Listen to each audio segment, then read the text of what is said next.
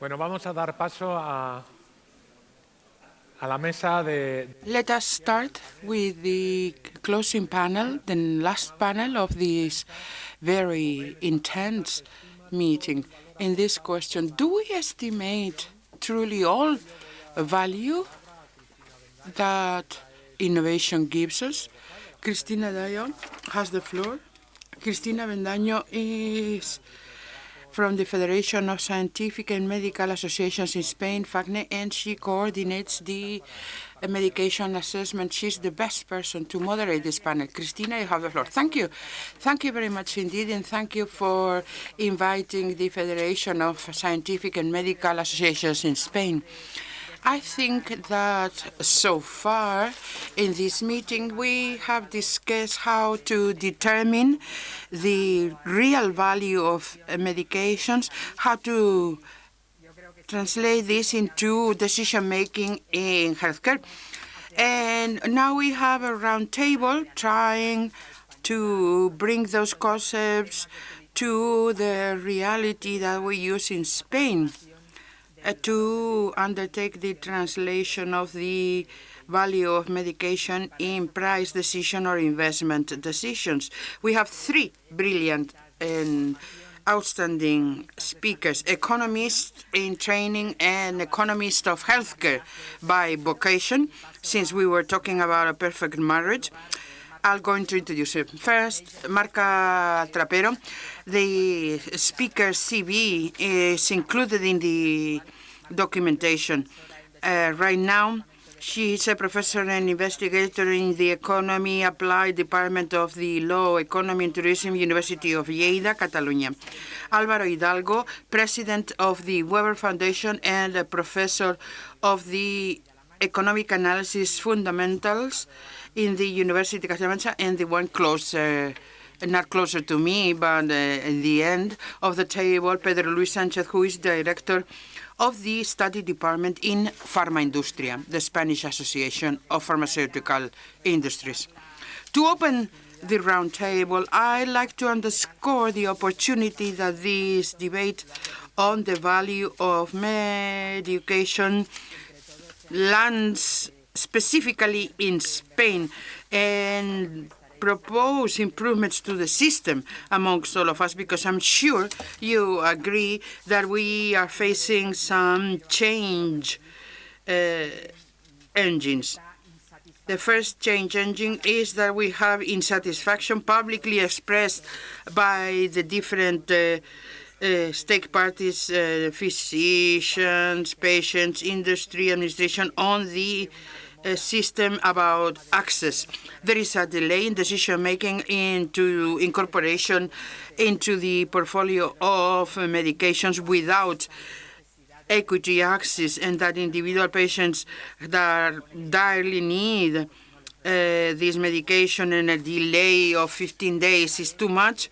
The current system is not ideal, obviously, and we're also questioning from the collective point of view, not only the individual patients, but the system for that appropriate assignation or allocation of resources is truly achieving the results we're pursuing, and see if it is working the way we like.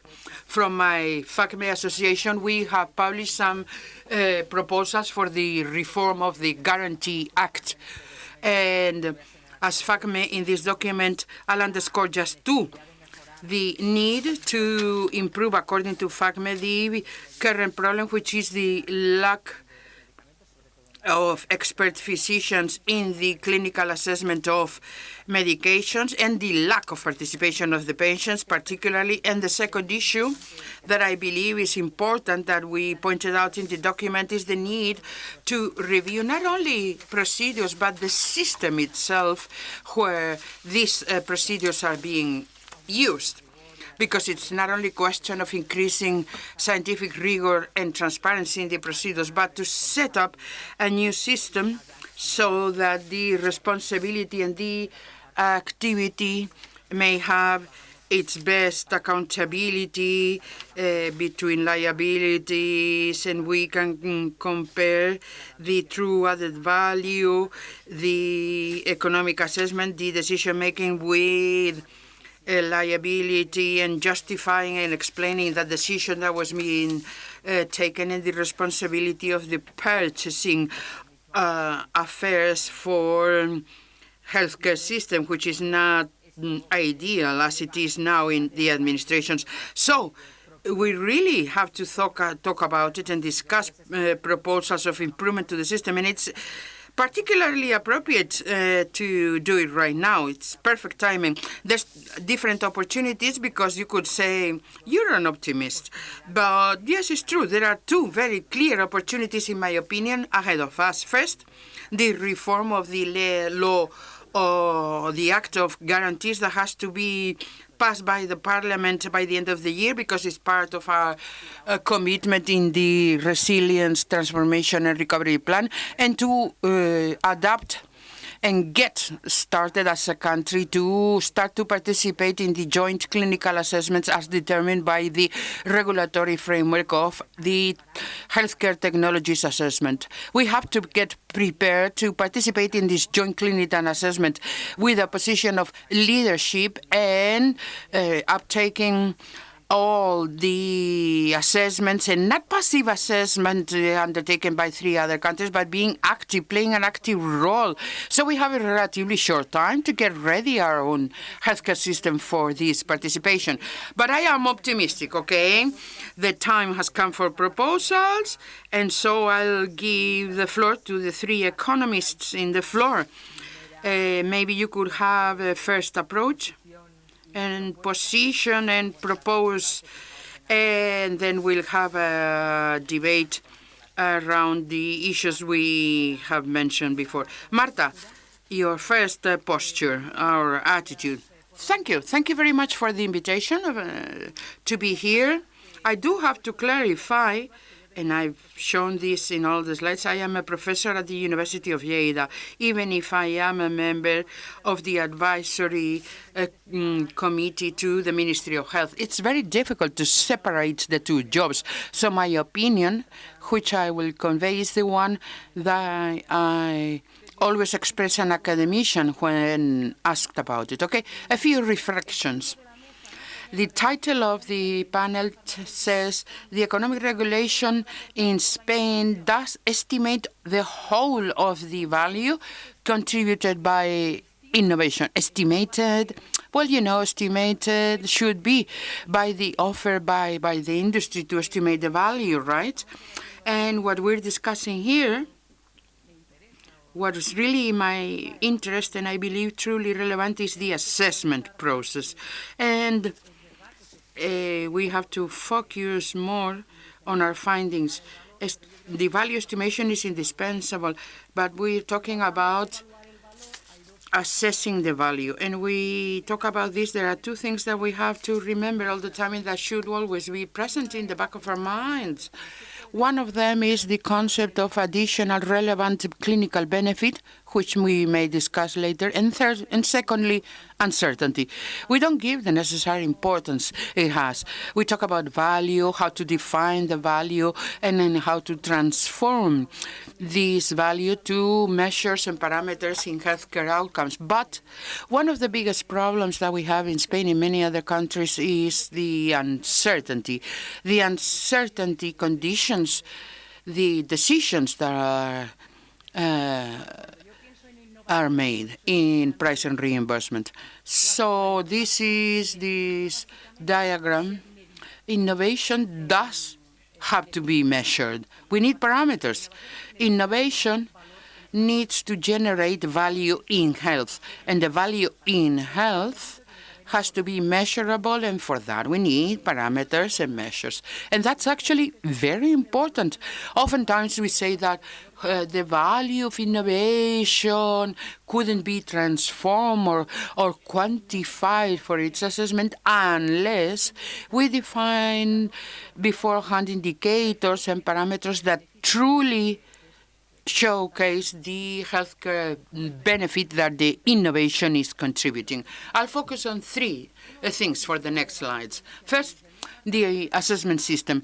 If they tell me, Marta, assess the current situation of the assessment procedures. That's why I'm dressed in pink, because I'm a very positive and optimist person. The happy emoticon shows the positive findings. Then it didn't look so pink, because the area to the right is larger than the left. The sad emoji has a longer list. Point one of being discussing the how, but not the what. And this is important. When we talk about assessment, we're discussing methodology, which method to use, the transparency, but nobody argues, I believe, nobody should argue that we need to assess innovation and that there should be a value, another clinical value. So the method employed. Well, in the last years, we have worked the standardized working procedures. And you think, well, this is good for economic assessment process. We need a methodological guideline. And the handbook or the guide that corresponds to the standardized procedure is to be validated by the Ministry of Health. Of course, we can refer to already existing guidelines because we can profit from other people's work that has already been published. Yes, of course we are. But first of all, in order to have a standardized working procedure, you have to have your own methodological approach. And secondly, as a technician, this is an absolutely indispensable concept, which is always being one of the permanent questions. Have you carried out an internal or external validation? There should be a well-established, transparent procedure for external and internal validation. We talk about Revalmed for transparency, the system in Spain for Revalmed and assessing transparency. Well, it still can be improved. And we have the involvement of the local autonomous communities, the local governments. It's been improved, it's true. But this assessment process is not clear on how it works and the methodology employed, and especially who's doing it in external validation. In the autonomous communities, the local government of Spain, and you're part of a council of the assessment committee, they mention your name, right, which is important. And a participative, dynamic process. We've improved in involvement and engagement. It's a complicated system, 17 local governments, but they coordinate better with the ministry, but we need everybody on board. We can neglect the other agents and the patients and their associations. We also talked about the importance of having a bioethical component. There's many things to improve. And then incorporations to the technical team. There's been recent incorporations to the Ministry of Health of technical stuff, but we have to use them. And the number of levels have to be increased. And data, we have the Valtermed, which is the databases for the Ministry of Health. And this is positive, and it's been improved. But if we don't have information system, and we need everybody's cooperation, okay, this is very clearly. Everybody has to be interested, the patient, the industry, the ministry, everyone has to be interested in information systems, because it's not accurate, then you may say that innovation is very good, but you can quantify them correctly. So the key lies in the information system, and we haven't advanced enough to make the best use of them. And then, of course, I like it very much. I'm a teacher. I'm an academic professor at the university, and we talk about the perspective, social perspective, and so on and so forth. I'm going to tell you the following. I would be very happy and satisfied that in many, many years, when I'm a very, very old lady, the perspective to be applied in assessing healthcare technology be the perspective of the system, not the perspective of the drug. Come on, this is a bullish mistake.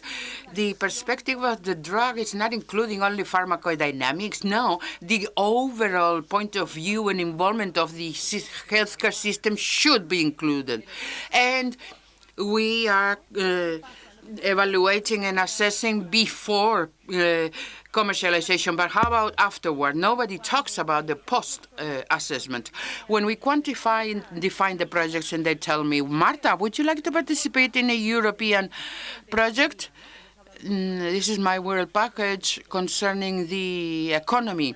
We talked about the dichotomy, the false dichotomy separating healthcare and economy. And I'm always told, start 6 months before the project is finished, because after all, you analyze the results. No, I'm sorry. You don't get the idea.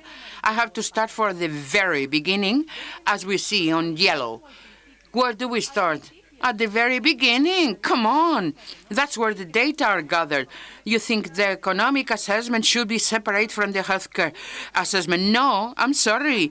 Together, properly mixed, of course. We have to walk line in line from the beginning, assess it, because if I don't have a knowledge of everything that is being done from the beginning of the assessment process, I cannot carry out the economic analysis. We should be together. We should analyze both at the same time, if not mixing them unless very carefully. We have an epistemic uncertainty, lack of knowledge, and therefore, because of the lack of epistemological knowledge, we try to control uncertainty. Again, otherwise we'll have problems with, you can see here, confidence, credibility, transparency, adaptability, and critical thinking. And the whole chain stops working. The uncertainty also affects the additional health value. So many times, we try to link price and reimbursement policies to the outcome.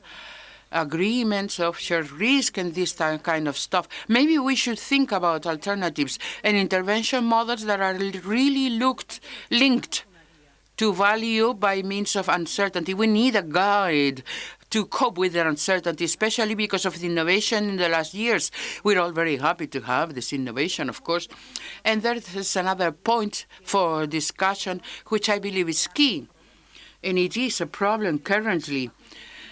The high healthcare value, but low economic potential medication. This is a question of incentive. The economic theory discusses incentive, and we need support measures so that this medication is still available in the country and in the market. And it's not easy. Not all comes from price and reimbursement policies, but others do depend on it. So you have to think about it. Maybe we could carry out strategic investment in basic science or support for pop-ups or startups, but we need economic incentive, which is clearly dependent on price. So what about the price? And when to apply this measure is one of the challenges we face now. And that's what I provided as food for thought. Well, thank you. Thank you very much.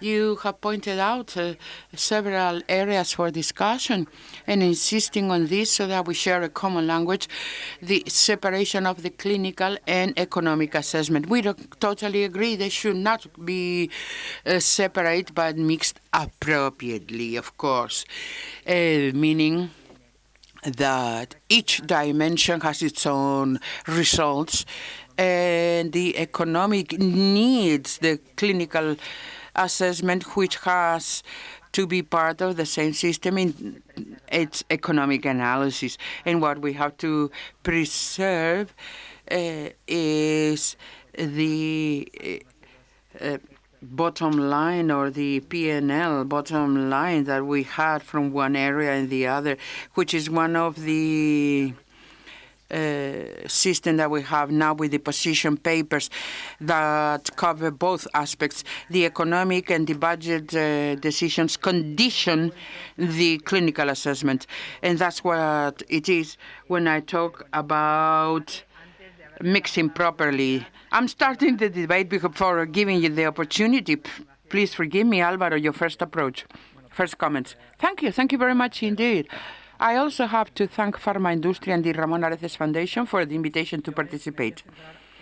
I'm going to focus on how, from my own point of view, it is important to quantify social value. As you all know, we printed 2 issues of the report of the medication value from a social point of view for Farmaindustria. What is very clear is that the value provided by medication and healthcare innovation is distinguished by each of the groups. Professor Lichtenberg mentioned that for patients the results is different, an increase in life expectancy, quality of life. We also saw this morning the innovation impact from the domestic economy and the national economy. This has been explained brilliantly, and the innovation impact on the healthcare system and society at large. And at the end, we've seen how all this innovation has 3 main driver values that are truly relevant and not always adequately quantified. The economic contribution, the contribution to national economy is more than what the medication contributes, but the industry, the pharmaceutical industry on healthcare, research and the healthcare system back into society from the point of view of what it means to have an industrial tissue that is highly productive with highly specialized human capital, which benefits the Spanish society. I am a strong advocate that one of the important motors of economic drive is the healthcare system, because we have a network of public healthcare hospitals with professionals undertaking investigation.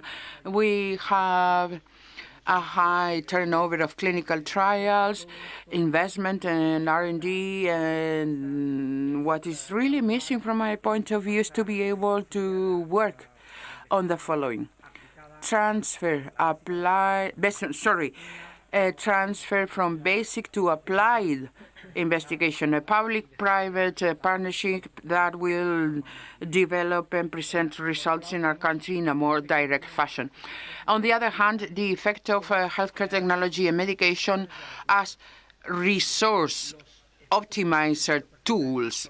I coincide with what Marta has said. What is important in drug assessment is not what the medication contributes, pharmacology. No, we need a global perspective. She would be happy if indeed were part of the assessment, the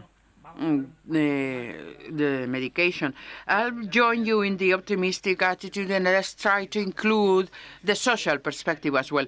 In the healthcare assessment, we already faced many difficulties, as I said before. And the other key aspect is that, as Marta was saying, the essential is to be able to measure. And for that, we need information systems. I mean, it goes without saying, we need information systems and adequate information to measure and analyze more accurately.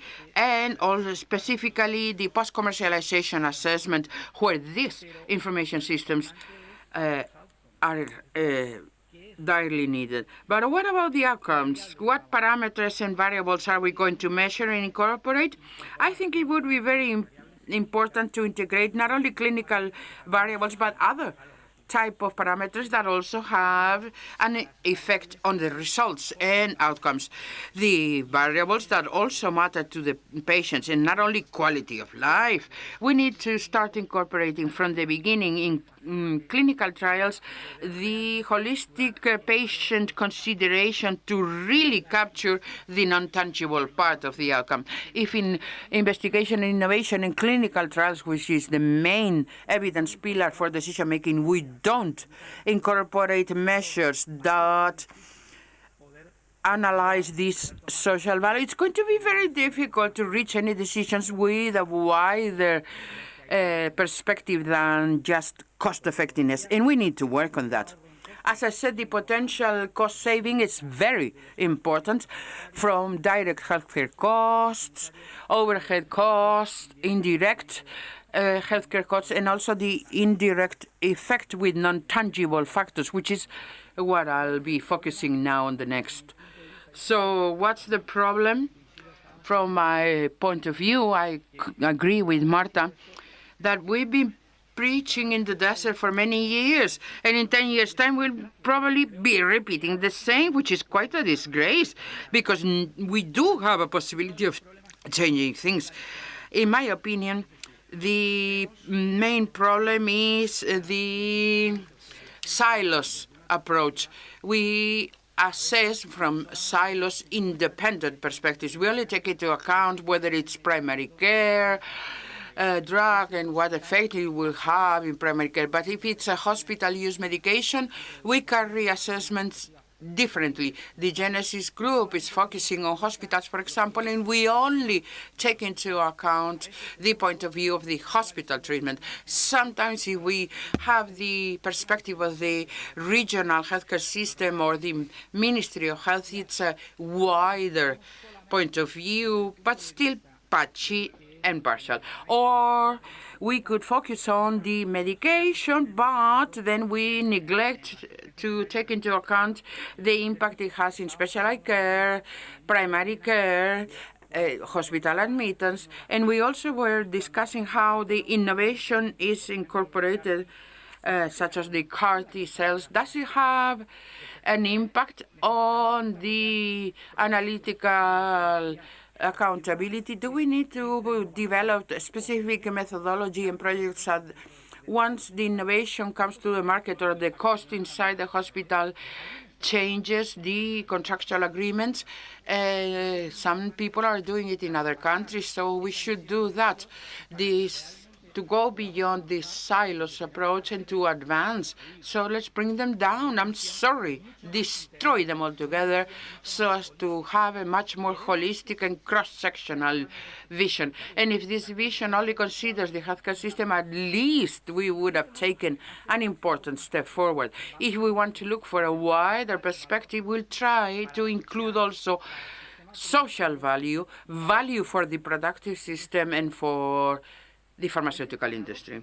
It seems like a paradox that the Interministerial Commission for Price and Reimbursement, where we have the Treasury Department, the Industry Department, as well as the Healthcare Ministry, you don't take into account the contribution to the national productive tissue. For example, the number of people who keep on working and therefore paying their taxes, their savings because of the increase of productivity. If I were the Treasury Department, I would not only focus on the price of the drug, I would say, hey, if I'm injecting money here, what's going to happen in the whole of the system? Yeah, I will spend more on healthcare, but then I will spend less money on payments for leave of absence, and I will have less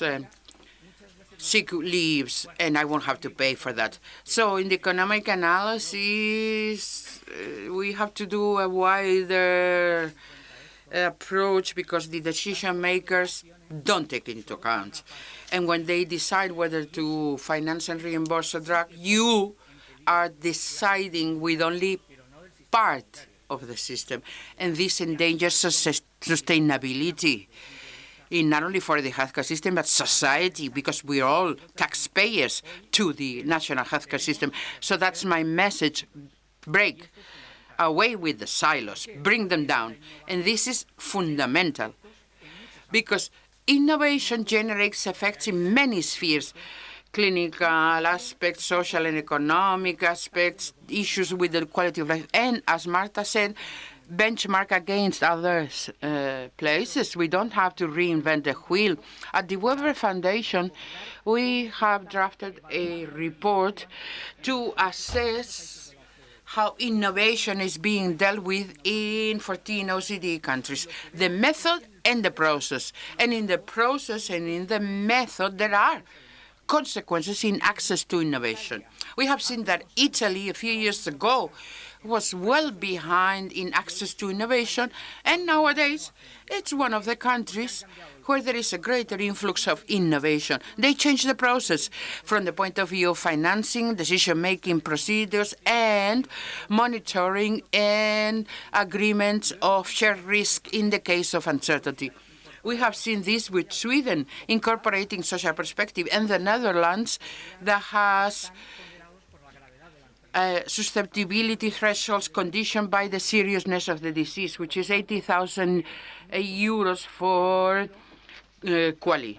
So the method and the model does influence how innovation reaches our citizenship, and it's very important because now we have a perfect opportunity to reformulate all this. And lastly, what about decision-making factors? Ex post with the real world evidence data. And we can see that experiences in other countries are starting to incorporate results and outcomes that really matter to the patients. And what really matters to the patient? Well, it's quite simple. Going back to my life before. If what I did before was working, get back to work. And if before I was taking care of my grandchildren, I want to go on being a babysitter. That has a value, and we should be able to measure it, because the non-tangible factors and the value contribution should also be taken into account. That's why I think that these initiatives, such as EUPATI, that are working together with the patients in developing the clinical trials protocols, they're collaborating with the European Agency to incorporate the patient's point of view. As you can see, there are different variables and health outcomes measurements that are also incorporated to studies and assessment of medication. And also consider this an investment and not an expenditure, so we can calculate the social value of the investment. This is so very important to give innovation its true value. And I think they're very important elements. Here are some of the examples that we've performed. We can try to identify the tangible and non-tangible value from a social perspective, and that's very important. Thank you. Well, I think that, well, you received an applause. We are all prepared to break the silos. Of course, the change of perspective is something that we all coincide in the extension of the perspective as well, the extension of time for these analysis. Pedro, first idea. Well, yes, well, I'm delighted to be in this panel with all of you, with persons who know each other since long, and that our scholars in the sector have so many things to contribute with. I would like to talk about, well, before touching upon the ground in the debate, I would like to comment with you some issues of conceptual nature, linking it with the interventions that we heard yesterday. The first thing I think that we should ask ourselves, we are used to this sector to be subject to economic regulation. Is something that we have to live with since ever. But I believe that many people, if you ask in the street what are the sectors that are subject to economic regulation, many will talk about the banks, the electrical system, the telecommunications. Very few people will say that the pharmaceutical sector is subject to an economic regulation, where from my point of view, it's the most extensive one compared with other sectors. So the question is, are there reasons to regulate? Yes, many reasons. With respect to the ideology of the economists that you are talking to, he will tell you many or some or a fewer. But there are very few where there is little debate. One is the vulnerability of the product. We talk here about what we are talking about right now is the need of the patents. We are not going to talk about that, but it's the star regulation of what is the pharmaceutical industry. Without the patents as we know them, this sector would be impossible. But then there is another one that is critical as well. That is one of the elements where all the economic handbooks say what are the failures in the market. The externalities. Externalities Everything that was said yesterday is fine for me because I don't have to talk about it now. Externalities are the effect that the consumption of a good has on others, not upon those who consume it. So there are positive ones and negative ones. The negative one that we know most is pollution of specific industrial processes. The state has to correct those negative externalities. It does it with taxes or with different fees, but there are also positive externalities, and what we have to do in this case is just the opposite, try to internalize them. If you have externalities, you also have reason to regulate an economic sector. Here we see perfectly well which are the externalities that we have in the pharmaceutical sector. They are quite obvious. Everything that has been told until now, the effect generated on processes in the healthcare, reduction of costs direct in some other sectors that are not the health sector, and then the increase of productivity that population has, that is a healthier population.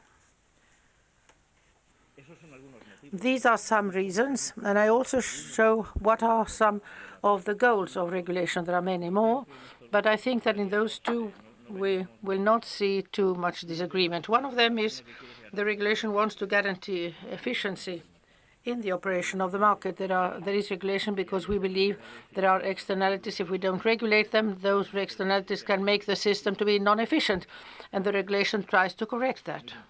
Very important in innovation sectors as ours. There are two types of efficiency. One is the static one, and the other one the dynamic.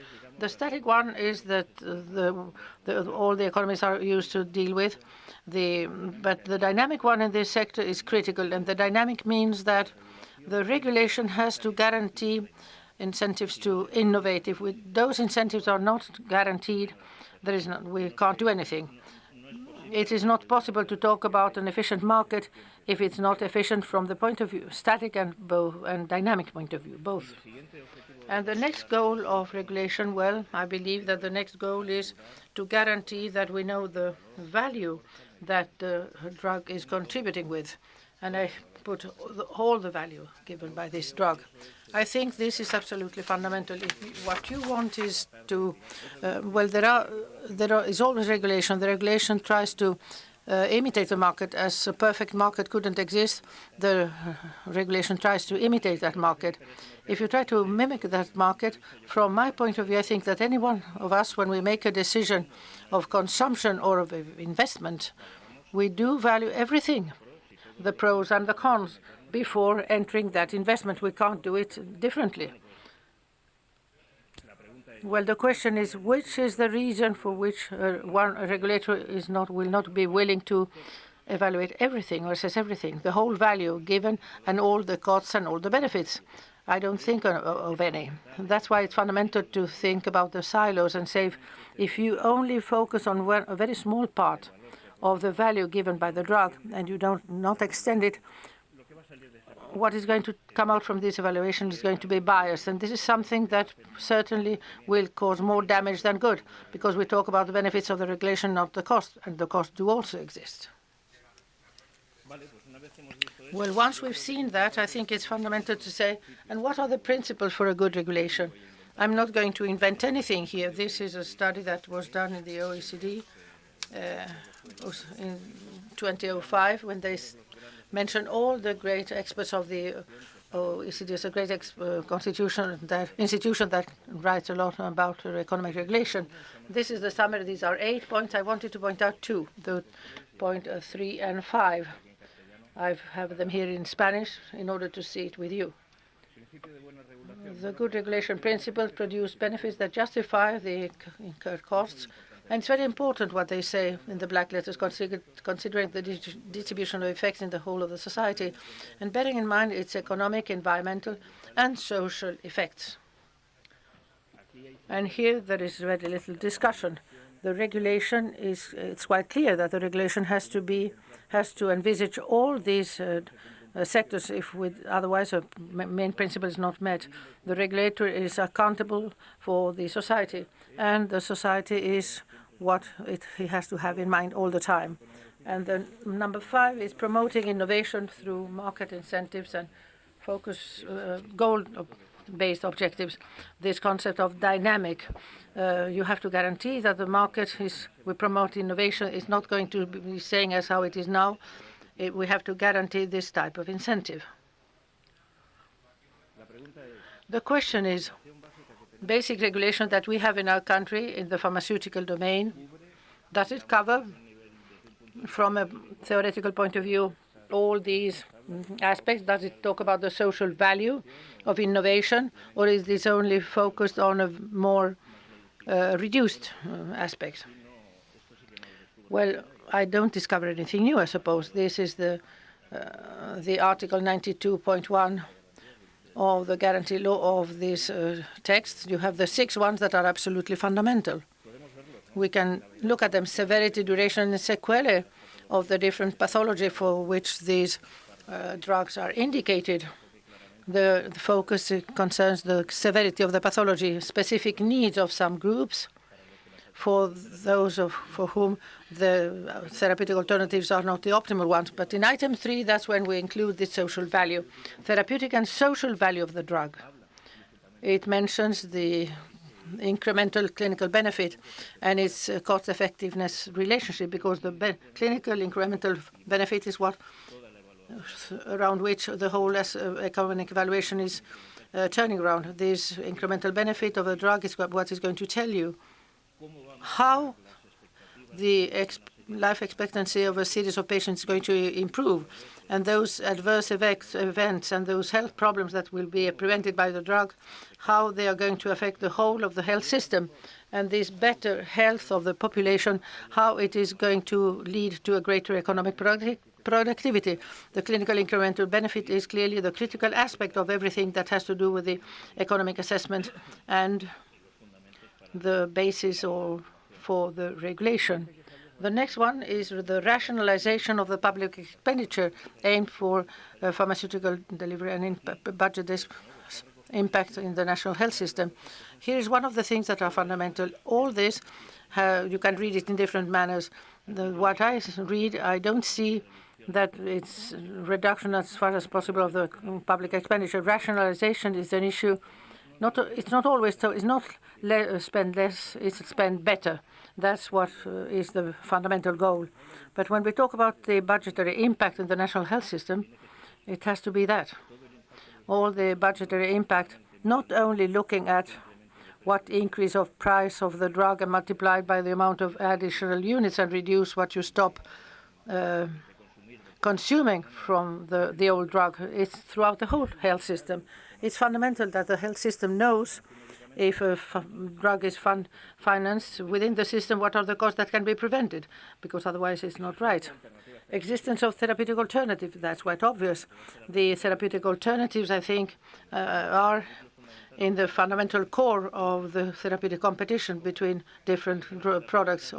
Therapeutic alternatives are not this thing of the equivalent of alternative therapeutics. These are different things. Here we talk about alternatives for the treatment of a disease, not that they could consider as equivalent, and this can be discussed. And then the degree of innovation of the drug. I do believe that these criteria do show very well what is the dual goal of the economic regulator of the drug. We talk about how to reward the value and how to pursue efficiency.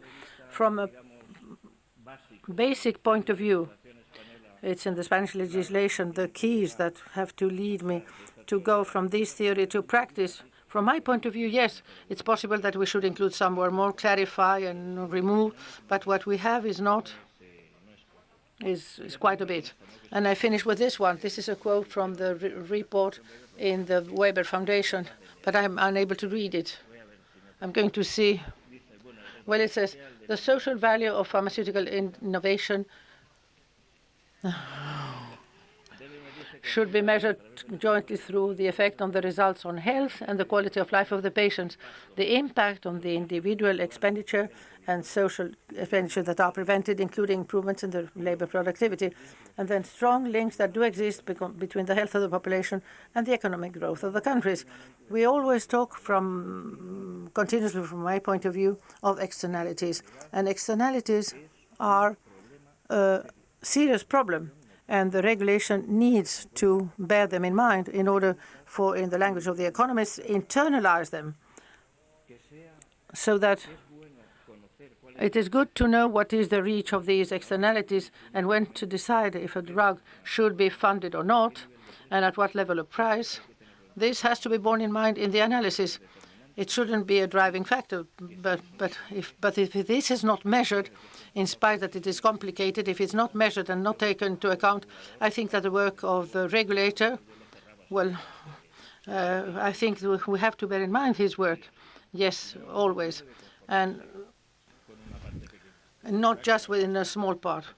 The other part is subject, as Marta said very clearly, it's subject to uncertainties. Yes, of course, it's strong uncertainty. But are there solutions? Many. I think that now during the debate we will talk about it. But that's what I wanted to contribute with. Thank you very much.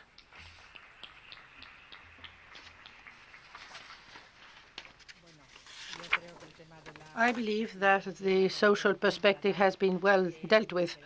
It's quite clear that we have to recognize that we are not using not even the perspective of the national health system. The first thing is to recognize where we are in order to improve. And our final goal, that should be the perspective of the system. I think this is one of the issues that we had here. And I'm going to put it this technical notch because I think we have conveyed the message, unlike you would like to add something more, because we have just half an hour for the debate. And there is something that you haven't talked too much about, and that I believe is quite important, the issue of the early access, or what do we do in the meantime whilst the system makes the best possible assessment to decide upon the best possible resource allocation. I think there is a time where we will have to make a decision based on all these different evaluations of the reports. Of course, this is done always with a certain degree of uncertainty. You have hinted at it as well. And we are reducing it, so thus we can revising and improving the decision with good information systems. But at any rate, right now, this is a hot topic that we have to, as long as we don't whilst we make the best possible collective decision with the information available of decision inclusion in the system and price setting, what are the mechanisms that we have available to rethink about this decision-making so that those drugs with a higher therapeutic value, and as I said before, for those that individually a patient, well, is not going to reach on time, if this term is delay of time is more than not 500 days, we can even talk about those that the European standards say, even the 180 days are an excessive time for specific people who really need clinically those drugs. Those wise economists who are here with us today, from the point of view of the environment of the price setting and decision making, what are the proposals that we may have to set a provisional price and then revise it later? This type of tool, do you think this is something that can help us to improve the individual access, maintaining a good collective decision after a certain amount of months? What do you think? We are very much concerned by that, we physicians and all the patients even more so. Well, I can start if you want. I think that this is a fundamental problem, and the problem is the following. We have the feeling that a drug that is under study, that it has no cost. Well, this time that it is under study, well, nothing happens. It hasn't any associated cost to it. Very often it's a problem of the awareness of that cost. Of course, it has a cost. It has a very high cost, as you said. This drug is not reaching the patients for many reasons.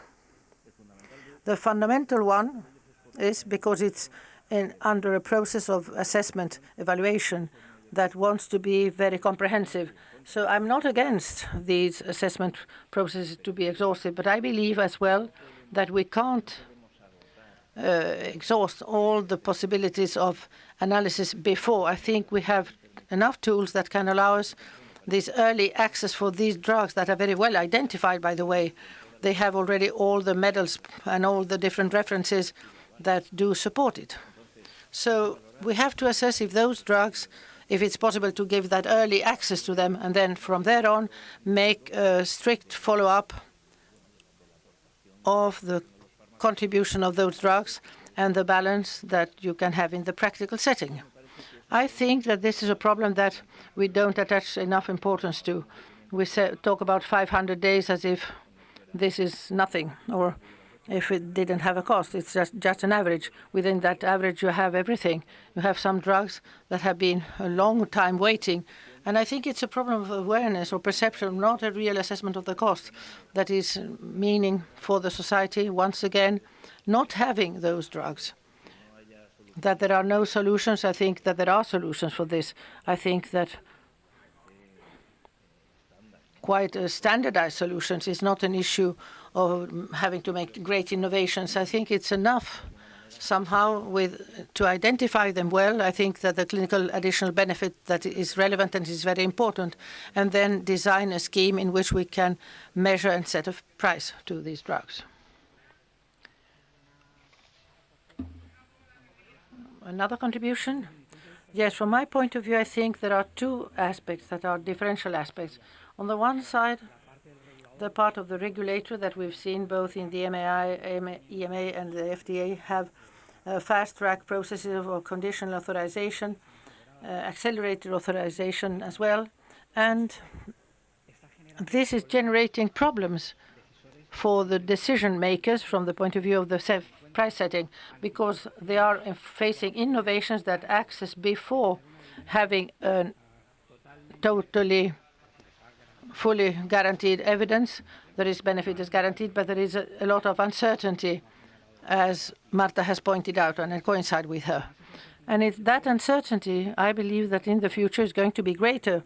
The innovation that is coming is going to come very often where we are not going to have any control arm, when we are going to have samples of patients that are very small, where we're going to have an uncertainty that sincerely I believe that the regulator, the clinical regulator, is adapting to it in a relative rapid manner, whilst the decision makers from the point of view of the financing and the price are not adapting as rapidly, and they need methodological support for them to understand the new designs of the clinical trials, the limitations that they mean, etc. And I believe this is very important because the decision makers like to take the decision of a price and funding with the maximum evidence possible. Where there is an early process, they are not comfortable with it. And we have to go over to the ex post assessment in the system. And then from my point of view, what I like is the French system with the temporary transient authorizations of use. Well, here we have a drug that has already been, that has has had an approval. We will discuss about the price later. We are going to let the patients come, and if we have the results, some authorizations have maybe be solved. We will modulate the price later that we have fixed or set for in a provisional manner.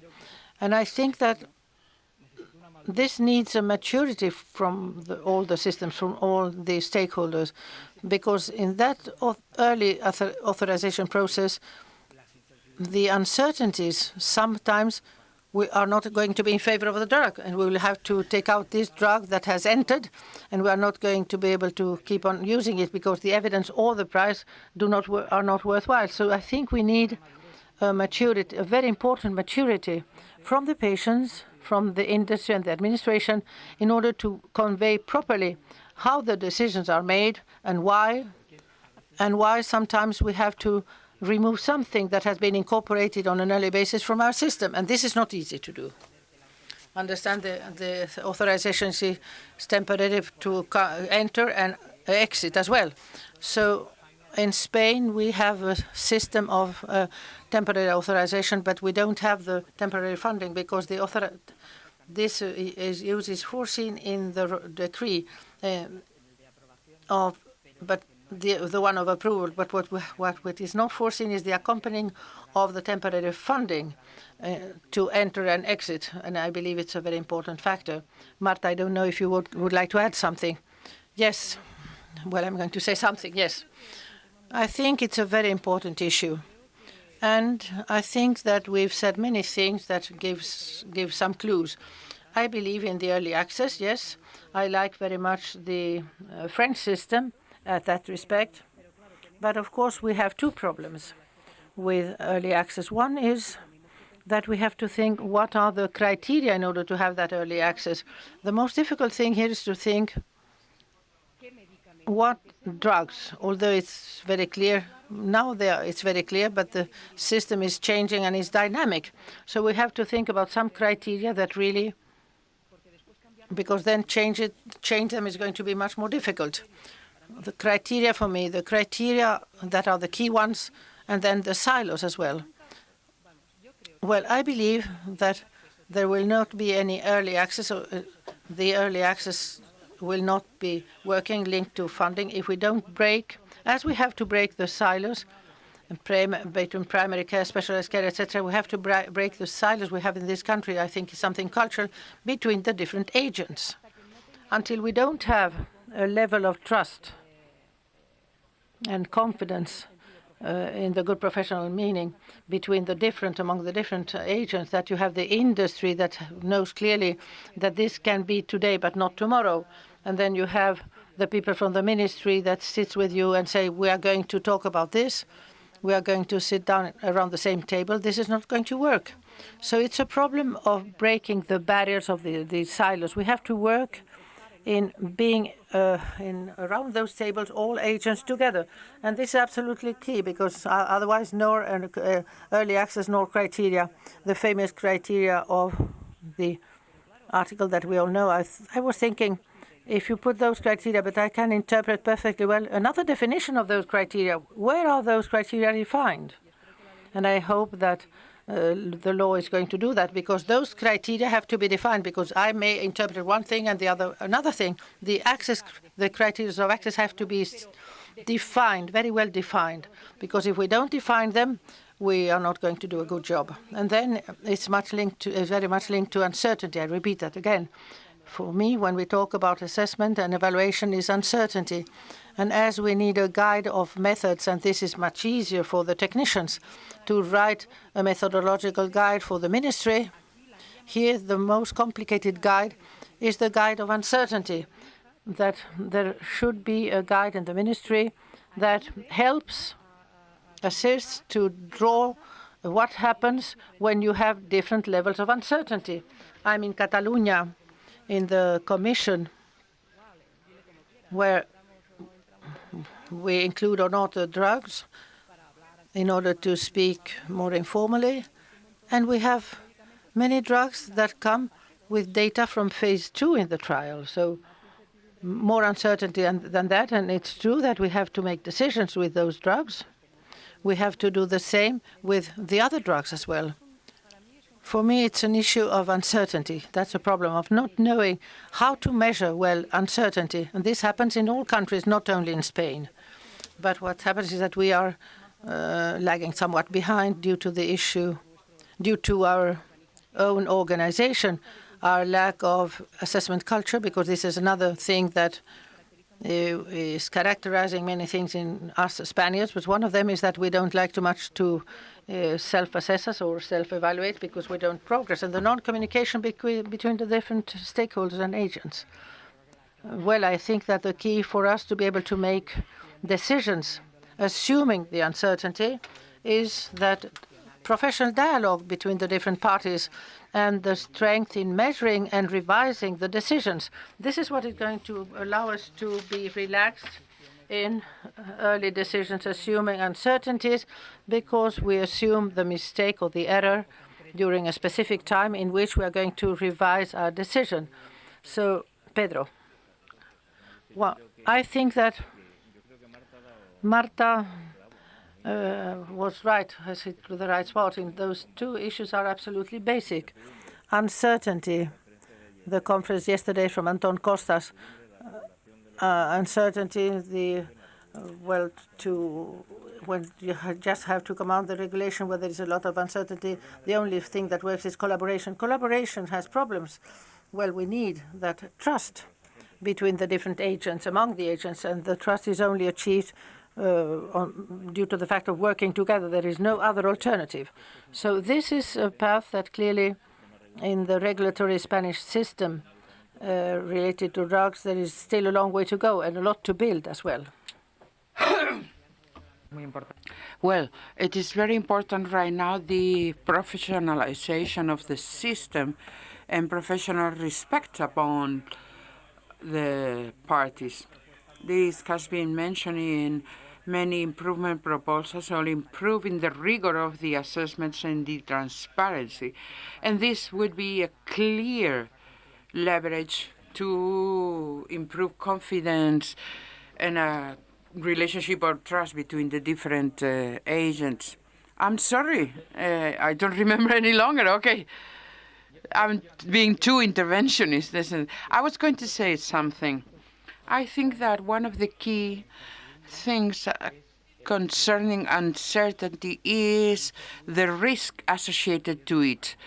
There are some uncertainties with the relatively low risk associated, but sometimes some uncertainties are associated to catastrophic risk, very high risk. And if you have to decide on innovation associated to catastrophic risk and a high degree of uncertainty, maybe the solution would be to scale up the risk. If there is too much uncertainty, decision-making process should not be decentralized or go to a national level or even European level. If there is such a catastrophic risk, maybe the solution is to reach joint conclusions that may face and deal with the high risks. And get a copyright on this idea, because it's not mine. It was conveyed by Tony Gilabert in the course on rare diseases in Toledo. We were talking about ultra-orphan drugs, and he said that the decisions be scaled at the regional level, but ideally should be for the whole of Europe, at least price and reimbursements decisions. By law, they depend on each country, it's true, and not a region, but the concept is an interesting one. It would be perfect. Yes, I remember now. Thank you, because I felt so guilty. What I was going to say, once again being pink and optimistic, I think it's important that we have this into account, the current timing, post-pandemic and other things. And right now, we want to integrate the different levels of assessment, the healthcare system, and we want to integrate the system, making it comprehensive and complete. And now that the time has come to integrate the system, what would be key, since we're working that people at the hospital, the primary care, start to understand that they have to work together towards the same goal, we should be doing the same, more or less, as agents in the top echelons. I'll explain this. This is a key time for initiatives, ideas, and research projects between the different levels. You are pharmaceutical industry, start promoting studies where there is an involvement, whether at regional level and even at a local level. We could talk about municipalities, right? Or macro level. The most efficient and efficacious is to start at the same time at all levels, macro and micro levels, so that it permeates the whole of society. Promote and foster coordination between the different healthcare levels, and promote this culture of shared decision-making between the different agents. How can you do this? What are we going to do? Invite ourselves to dinner to the same table? Wouldn't it be awkward? I don't know. But through investigation, it's easier with technical discussions, right? So I think that the people working for the administration has neither the time nor necessary resources. In the pharma industry, there are some resources. They don't have time either. But you have resources. You can look for a solution otherwise. I think that's very important. I wish we could have a joint aim to pursue in the next 5 years. Let's work on this relationship as an objective, because the time when the relationships between the sex parties are better, everything will be flow better, because confidence, trust will improve everything. But how do you build confidence? You need some time for a relationship of trust to be built. It could come easier under a more technical concept, I believe, from a more scientific discussion. Yes, our country is very peculiar as to the administration and government. It's quite complicated. But we also have an advantage, meaning that the administration doesn't need to hire all the technicians. We have a magnificent healthcare system with very well-trained professionals. It's just that they shouldn't work secretly, altruistically with the assessments. They should be part of the system, and then the administration could count on healthcare professionals in an open and transparent way, remunerating with leave of absence and fully integrated. And the same with economy professors at the university. It could be, There's not so many of you of healthcare economists, but there is a body of academicians, and there's human resources at the university that could perfectly collaborate with the administration. Sometimes it seems that we have to set up a new macro system, but no, we have to clarify the governance, who's accountable for what and who's reporting to whom, and the expert consulted is reporting to somebody. But don't be frightened by the high number of technicians needed to hire for this. And it would actually help to this recognition and building the relationship of trust, incorporating to the professionals that really know what they're talking about in the system, instead of leaving them outside the discussions. Pedro, I wanted to say something else. I don't think we can set on the same level of discussion the financial uncertainty with the uncertainty that perhaps a given drug is not accessible to patients. Amongst catastrophic risk, there is a catastrophic risk that people die because they don't get the medication, and the financial risk is high, but it is solvable. We can do something about it, but the other one doesn't have any solution. So I think this could be essential, when discussing the situation. It's error type 1 statistically. Where does it lie? It's very clear, in my opinion. I think that the main problems to do with reimbursement and payment are problems that just simply can't compare, because the others are so different. Okay, would you like to assess the information system or the post-commercialization assessment, and how can we improve in Spain as to the measurement of the outcomes in order to carry out these assessments? Because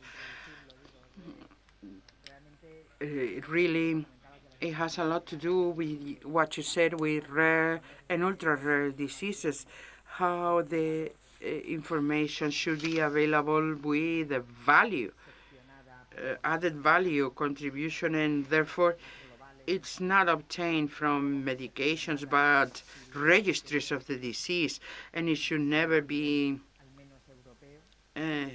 isolated by small countries. It should be undertaken at a European level, and the European agency, there are some disease registries so that we can try to extract data to compare. It's slightly different from the Valder in Spain.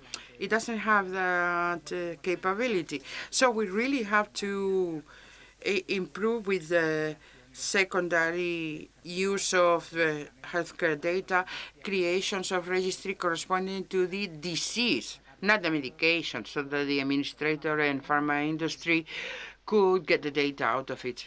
What do you see about it? Are we doing right? May I comment on data? When we talk about information systems, we're always obsessed in gathering a greater number of data. You must have heard me say that I always repeat myself, gather more data and that. No, the problem is not gathering or collecting data, it's that we don't analyze them. We got the data, but we don't analyze them. Query and ask questions appropriately. And in this country, you visit the doctor, you do have information which is posted somewhere, but this information is not being analyzed. And then, when the time for decision-making should be based on real information, it is not assessed correctly, and it is not a correct decision, and you can make head or tails out of it. Yeah, okay. The system is a lot of data and how many indicators, and the observatory and the monitoring center, 1,000 pages. But why is it useful for decision making? Come on. Okay, you can talk about information systems, but the problem are not the information systems themselves. The problem lies in using, analyzing, and assessing the data. Of course, we have to invest in creating databases, but please, let's stop and think. How do we analyze the data that we already have? Because nobody's doing it, or very few people, at least. And there's data there, okay? And something that I want to clarify on the therapeutic position papers in Spain, IPT. We mix economic and clinical information in the position papers.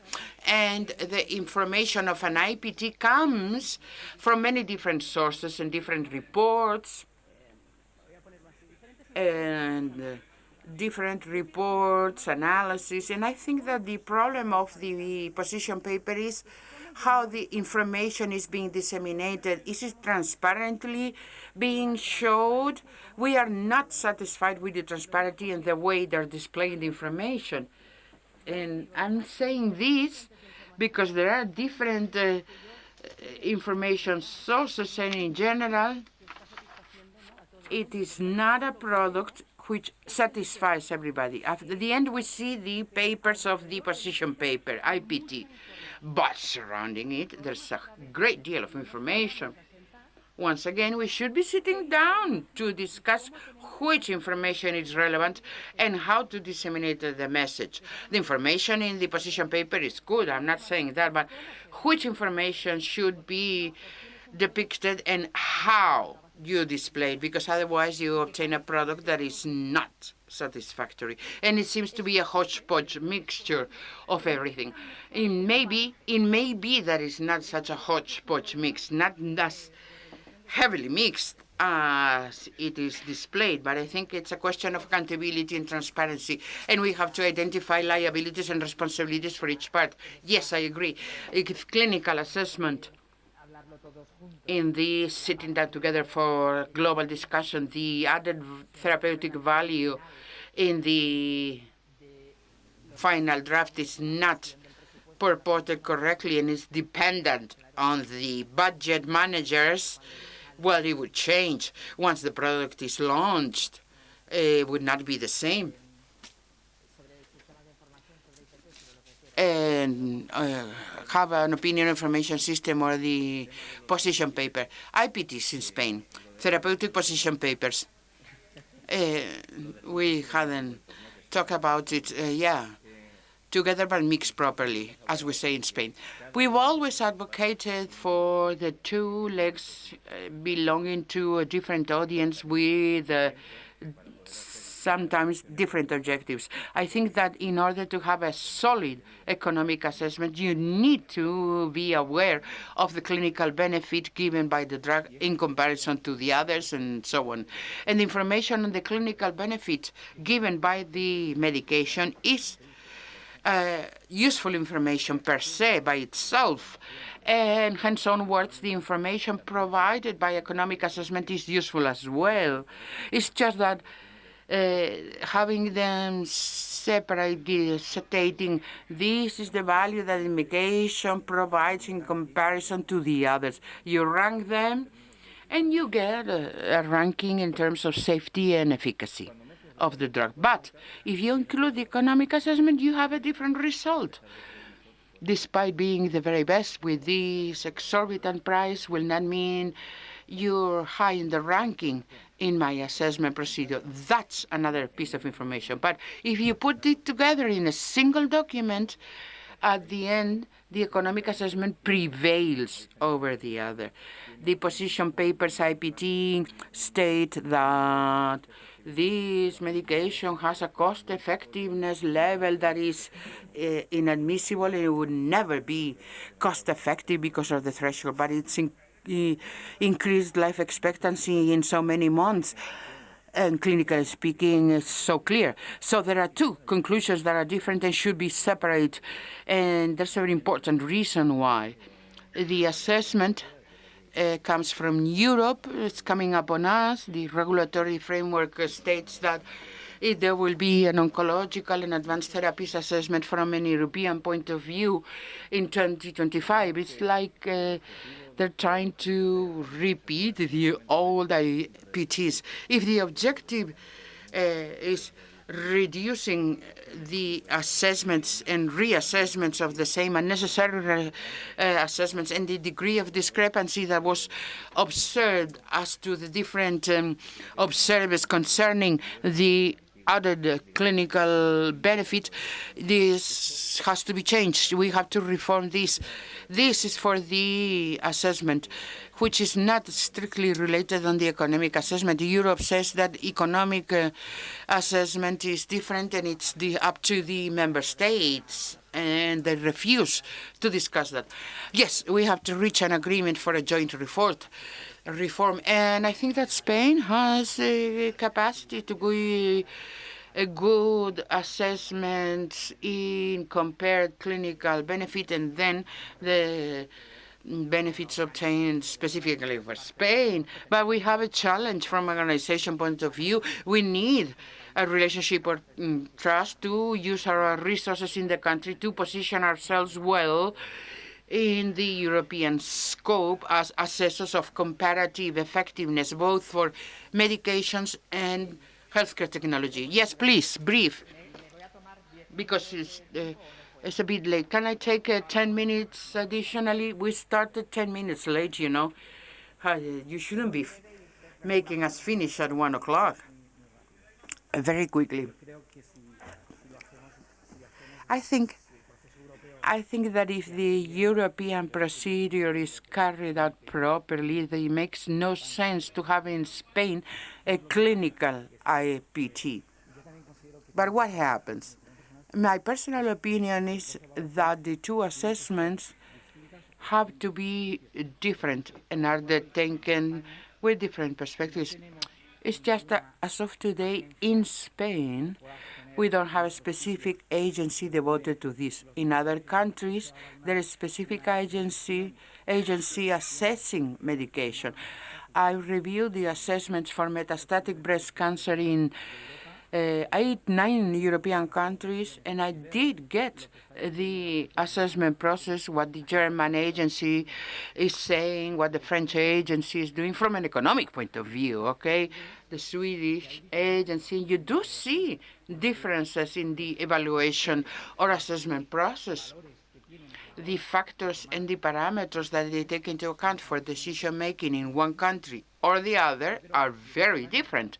So I think that if in Spain we had something, an institution, a network institution, you needn't create it physically. I think you're working on it, right, as an opportunity, but a specific agency to undertake these assessments, and then it wouldn't make sense for the position papers to incorporate the clinical part. It would be separate, and perhaps we could progress.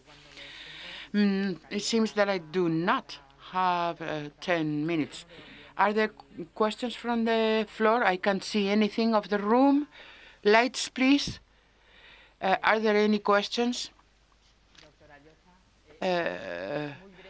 Dr. Ayoza, please be very brief. We don't have extra time that I thought we did, okay? Hello, thank you for your reference because you know me very well. I have to thank Farmaindustria and the Ramón Areces Foundation for the high quality of this event. A timely and necessary event. I'm very satisfied as attendee for having been invited. I'm not a speaker, but I was an attendant. I was brave enough during my professional career to implement a new concept of commercialized drug, including all these variables, and we call it social pharmacology. Please call me and contact me, Luke Yoza, and social pharmacology, if you wish to know more. And finally, I've seen a very high economic level. I am retired, so I'm a bit outdated, but I am a doctor as well, and it seems that the last evaluator with historical controls, the one that decides on the prescription, is the doctor at the end, right? So I vindicate the physician's figure.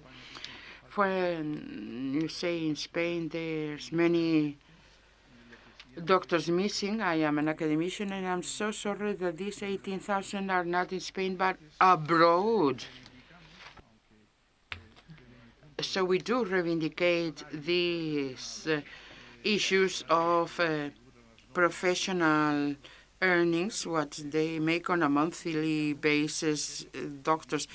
With a very little slight increase, we would have a lot of foreigners, and I don't agree to a massive entrance of doctors without any controls. And this is my message. Please look me for social pharmacology. Thank you very much. Well, as we said, the message is that the investment in healthcare is not only medication, but also resources, personnel, physicians. I absolutely agree. And the time has come to manifest our opinion in the matter. Any contributions? Well, since there's no more debate or contributions from the audience, we will finish more or less in time. A big hand for the speakers, please.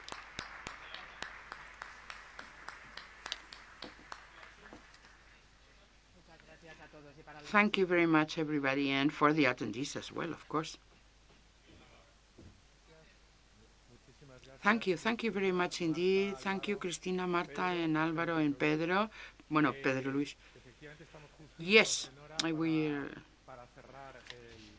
got a very few minutes to finish the forum. I'll give the floor to the Managing Director of Farmaindustria, Mr. Juan Yermo.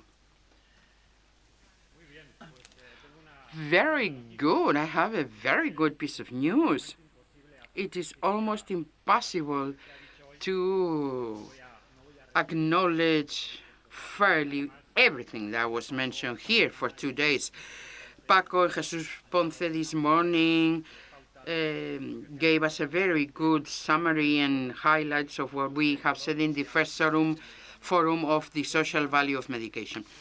So, I just wanted to underscore what you have heard so many times.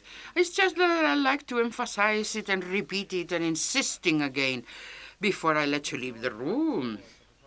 We have said this, and Professor Anton Costas repeated it yesterday, that health is the best recipe for prosperity. Our President or Chairman Jesus Ponce said so. The Secretary of State Gonzalo García Andrés has mentioned this, and Diego Vizcaíno from a macroeconomic perspective. And medication is not an expenditure. We're investing. Paying for medication is an investment for people, for the patients. And this is what in pharmaceutical innovation is for. We've had the opportunity of witnessing a very clear example and very obvious one of these benefits generated pharmaceutical innovation in the case of oncological therapy by the study of Professor Lichtenberg. We can see the impact of longevity and reduction of mortality and the cost-effectiveness profile of these new drugs, which is actually very low in the past 15 years. That was introduced by Professor Frank Lichtenberg this morning. And also, we have to remember we need a long-term vision in healthcare and also in the pharmaceutical sector. And therefore, what you should have from the point of view of administration and regulatory aspects. For this sector, it is absolutely critical to have stability, predictability, and to have this feeling that the long-term objectives are very clear in order to serve society better, to serve and help people, patients, and society. This morning with Diego Vizcaíno, we heard about the value of the sector, healthcare, and the pharmaceutical sector as an economic engine.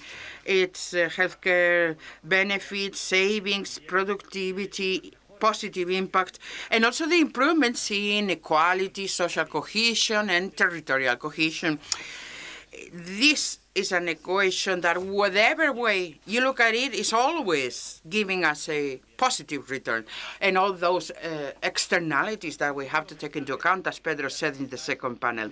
A second message that I would like to highlight coming from yesterday's panel and also this morning's panel, they were both excellent, is that we have to think about improving processes and procedures for price and reimbursement, and especially the regulation concerning medication assessment processes.